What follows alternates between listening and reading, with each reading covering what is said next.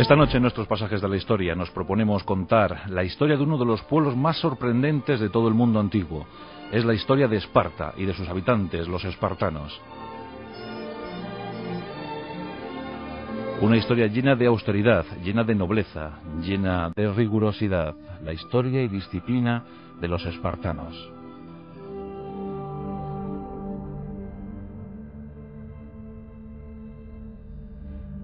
Nos situamos, como os he dicho, en el contexto del mundo antiguo. Grecia, la potencia más influyente, en los albores de su civilización. Los dorios llegaban a una región, Laconia, 1100 años antes de Cristo.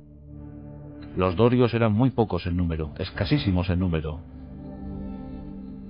pero rápidamente se adueñaron del territorio. Se adueñaron y combatieron en las numerosas tribus locales, que les superaban ampliamente en número. Pero combatieron, lucharon con ferocidad y lograron implantarse en el territorio. Hace 3100 años, los dorios, dada la climatología extrema, dado el ataque constante de los enemigos, debieron optar por la vía más razonable, la de la supervivencia. Lo contrario era la extinción. Y así se fue germinando la casta de una raza que daría mucho que hablar y que llegaría a dominar la península griega, los espartanos.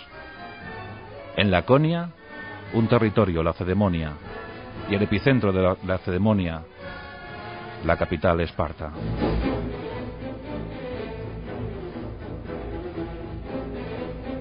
Los aficionados a la arquitectura griega sabéis que hay tres tipos de columnas: las dóricas, las jónicas y las corintias. Las corintias son las más ornamentadas, las jónicas son bastante esbeltas, pero las dóricas son las más austeras, ¿verdad? Las que adolecen de mayor vistosidad. Aún así son recias y fuertes. Así era el carácter de los espartanos. Cuenta la historia de Esparta que en el siglo X a.C. aparece la figura de un hombre, Licurgo, aquel que creó la constitución de Esparta, aquel que sentó las bases para que Esparta se constituyera en una potencia hegemónica. Dicen que Licurgo fue real, otros afirman que fue un mito. Lo cierto es que en el siglo V a.C. los espartanos ensalzaron la figura de Licurgo y doblegaron sus esfuerzos en pos del militarismo. Los dorios habían llegado en el 1100 a.C. y en el siglo VI encontramos cómo las jerarquías aristócratas promovieron la monarquía como forma dominante en la política. En el siglo VI ya tenemos algunas ciudades griegas avanzando hacia los estados democráticos. Esparta optó por la monarquía. Pero situemos Esparta en el mapa. Laconia es una región no muy grande. Hoy en día apenas abarca 3.500 kilómetros cuadrados. Y Esparta, ni siquiera en sus momentos de máximo esplendor, fue una ciudad grande. Apenas un grupo de 5 pueblos. Casas muy humildes, de adobe y paja, y algunos edificios públicos. Esparta se encontraba a los pies del monte Teigeto, el mítico monte Teigeto, tan nefasto para la historia de Esparta y de Grecia. Esparta estaba en el valle del río Eurotas, un valle cuyos accesos eran sumamente fáciles de defender. Los espartanos, siempre orgullosos, dijeron que su ciudad no necesitaba murallas. Se bastaban con sus escudos para ofrecer la muralla precisa para que los enemigos de Esparta no llegaran a la ciudad.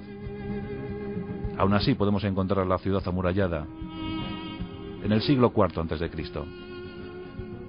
Pero durante muchos siglos la ciudad no precisó de murallas. Todo eso gracias a un gran ejército. Bien es cierto que no muy numeroso. Los espartanos nunca fueron muchos. La ciudad fue muy exigente con sus moradores. Ya sabéis que hay una leyenda negra sobre Esparta. Todo aquel niño que nacía con un defecto físico o psíquico era eliminado del grupo. era arrojado desde el monte Teigeto. Solo se aceptaba a los perfectos, a los bien constituidos, aquellos que podrían defender a Esparta, aquellos que podrían llenar de honor a la ciudad que les vio nacer. Porque la forma de vida del espartano era sumamente rigurosa, siempre entregado a las armas, siempre entregado a la disciplina y al honor. Y el ejército fue muy exigente, tan exigente que vio cómo disminuía su número a lo largo de los siglos. En el siglo VII a.C. existían 9.000 hoplitas, 9.000 hoplitas bien armados. En el siglo V nos encontramos con apenas 8.000. Y tan solo un siglo más tarde quedaban 3.600. Demasiado exigente aquella ciudad y demasiado exigentes aquellas guerras.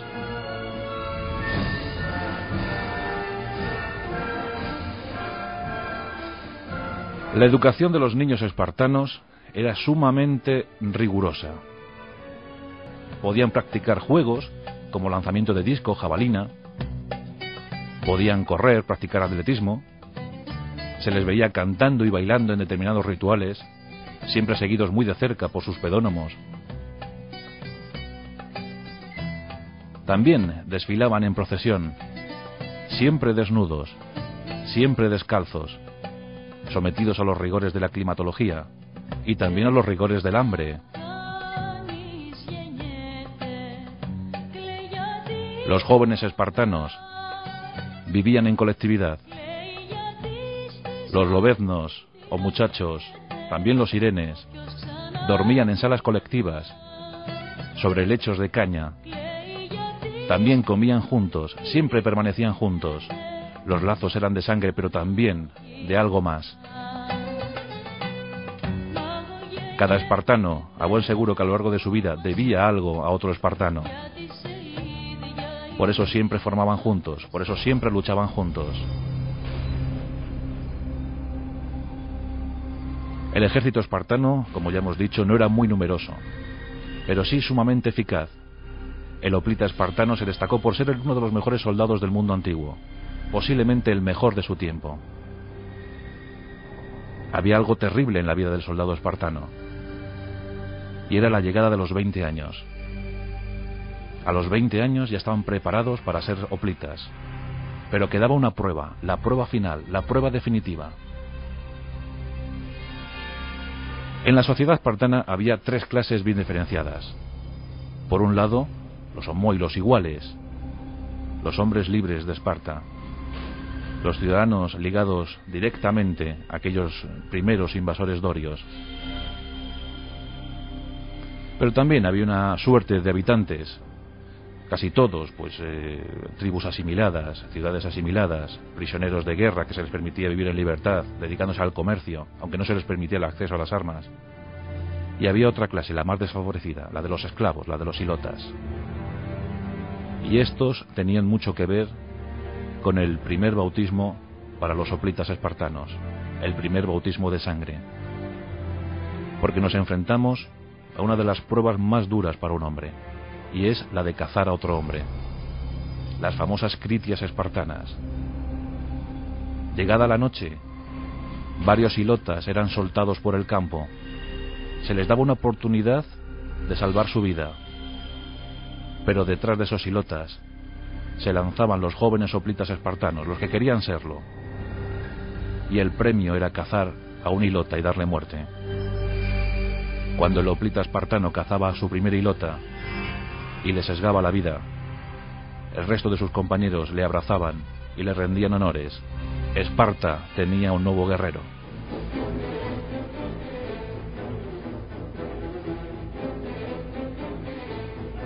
Y llegaba el tiempo de la batalla.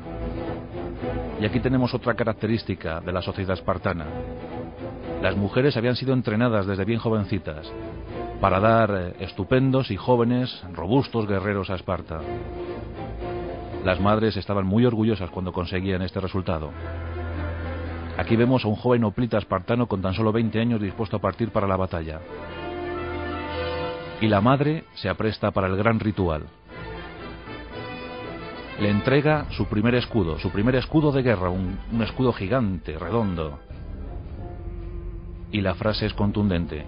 La madre mira al hijo y le entrega estas palabras: ¿volverás a Esparta con esto o sobre esto? Nada más podía hacer el joven hoplita: volver a Esparta victorioso con su escudo o muerto sobre él, pero siempre con honor. El ejército espartano era un ejército muy reducido. La unidad táctica principal era el Logos. Cada Logos tenía 2 compañías, en total un Logos tenía unos 100 hombres. El ejército espartano constaba de unas 4 divisiones, cada división tenía 6 Logos. Que por cierto, al rey de Esparta, en aquellos tiempos, el siglo V a.C., había 2 reyes en Esparta, uno que se encargaba de las tareas administrativas y religiosas y otro dedicado a la guerra. A cada rey se le permitía tener una corte especial, una guardia personal de un Logos, 100 hombres, escogidos por él mismo. Los mejores, los más avezados en el combate, los más leales. Esparta, una ciudad entregada por entero a la guerra. Se defendían matando, asestando golpes brutales y decisivos a sus enemigos, obligándoles a no pasar jamás las fronteras del río Eurotas.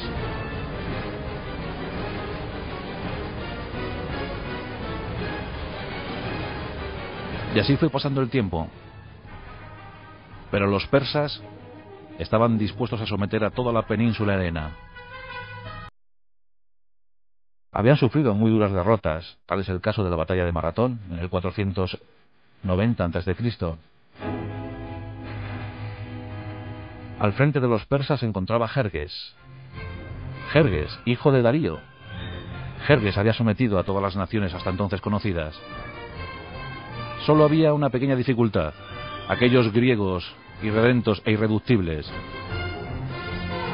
Cuentan que Jerjes organizó un ejército como hasta entonces jamás se había visto. Reclutó soldados desde todos los confines de su imperio.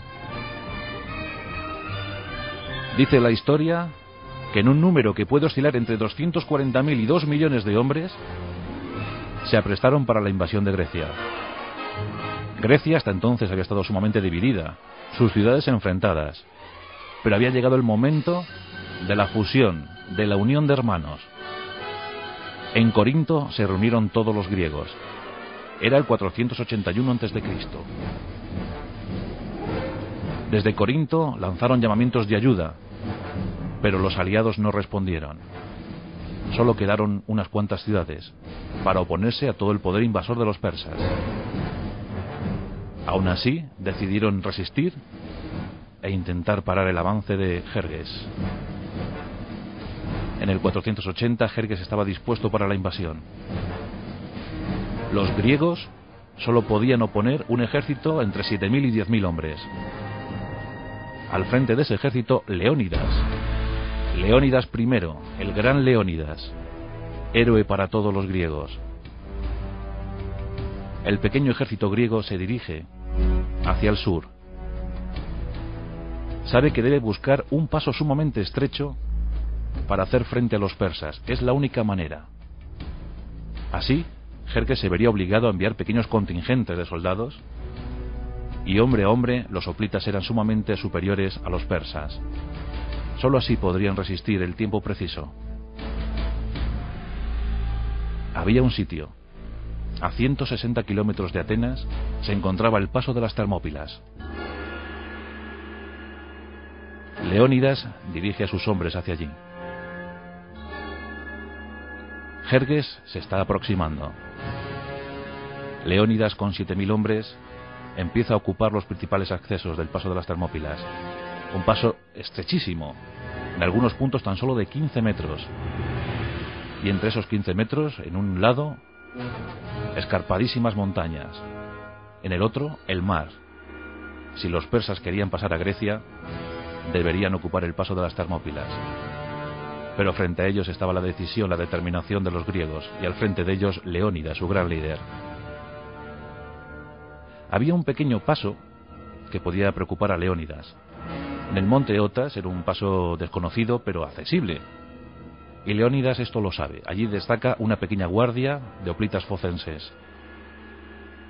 Leónidas confiaba que jamás los persas descubrieran aquel punto.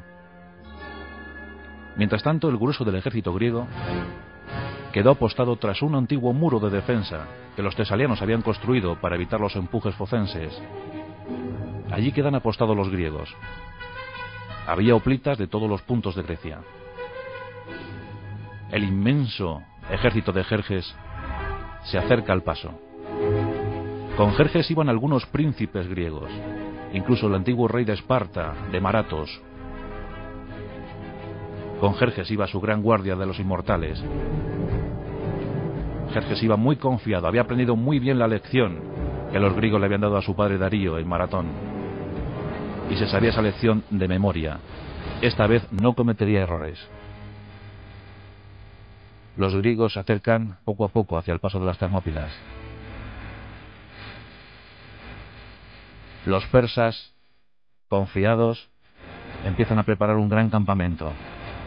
En el centro de ese campamento, la tienda real, la tienda imperial de Jerjes. En ella un trono de mármol. Sobre ese trono espera ver la victoria de sus tropas. Jerjes envía los primeros exploradores. Y estos empiezan a otear, empiezan a rastrear. Y descubren, estupefactos, cómo aquel puñado de griegos está esperando tranquilamente a los persas, practicando deportes y atusando sus cabellos. Se están acicalando, están untando de aceite su cabello largo, su melena larga y hermosa. Los exploradores vuelven sonrientes a Jerjes y le cuentan lo que ha visto. Jerjes llama al rey espartano de Maratos y le comenta que quién osa oponerse a los persas de esa manera. De Maratos, conocedor de las costumbres espartanas, le cuenta a Jerjes: los espartanos se están preparando para un momento muy difícil, y es costumbre de ellos arreglar sus cabellos antes de la lucha crucial. Jerjes se lo toma a mofa, se lo toma a broma. Espera 4 días, pero los espartanos, los griegos, no se mueven.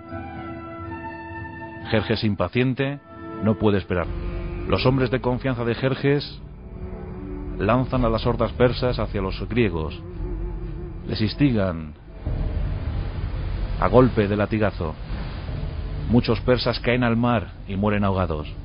Aún así, un fuerte contingente llega y las dos tropas entran en contacto.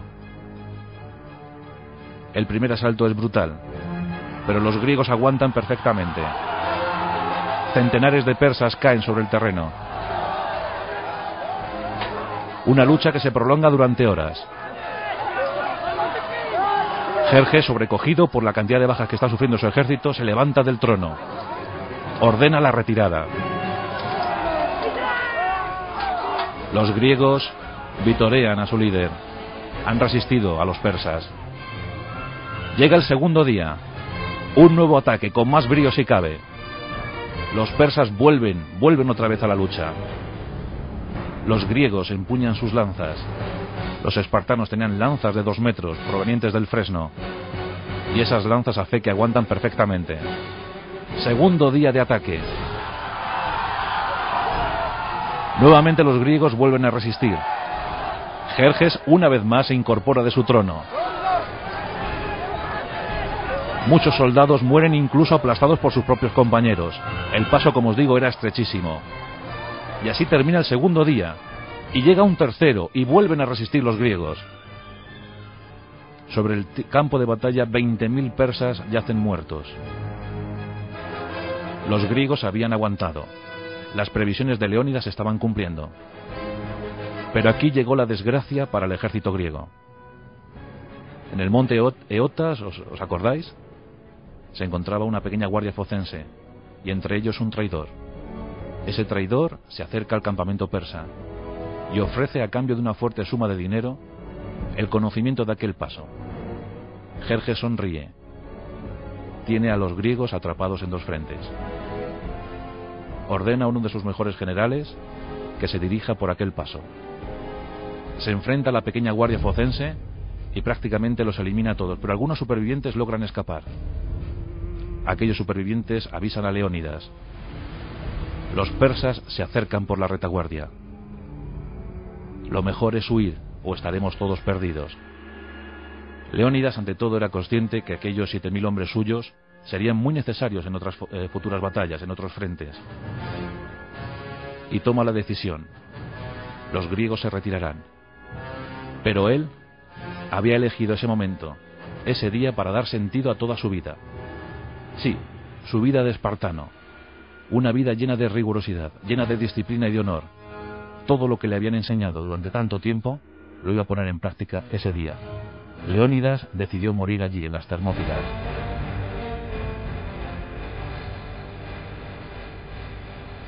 Ordena que la mayor parte de los sofritas griegos se retiren. Muchos lo hacen a su pesar, pero conscientes de que posteriormente serían necesarios.